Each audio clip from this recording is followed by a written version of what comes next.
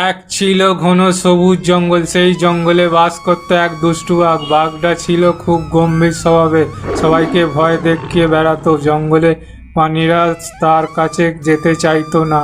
কিন্তু সেই জঙ্গলে ছিল এক চঞ্চল খরগোশ, নাম তার টুনি। টুনি ছিল ছোট্ট, হলেও মাথায় বুদ্ধি আর দুষ্টুমিতে ভরপুর। একদিন বাঘ হাঁক ছাড়লে, এই জঙ্গলে আমার কথা না শুনলে সে তার খবর আছে। সবাই চুপচাপ হয়ে গেল, কিন্তু খরগোশ টুনি ফিসফিস করে বলল, বাঘ তো শুধু গর্জায়, কিন্তু আসল বুদ্ধি আমার আছে। পরের দিন বাঘ খরগোশকে ডাকলে, এই খরগোশ, শুনেছি তুই নাকি খুব বুদ্ধিমান, আয় দেখি তো।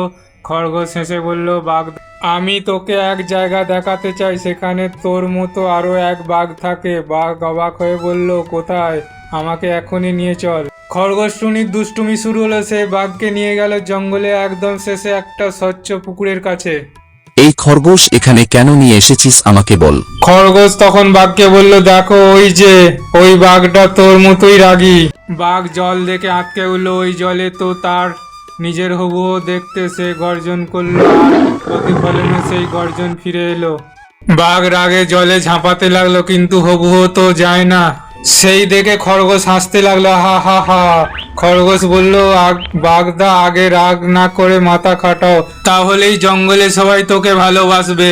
বাঘ তখন বুঝল, ভয় দেখিয়ে নয়, ভালো ব্যবহারেই আসল সম্মান পাওয়া যায়। আর খরগোশ, সে তো জঙ্গলের সবার প্রিয় দুষ্টুমির হিরোই হয়ে রইল।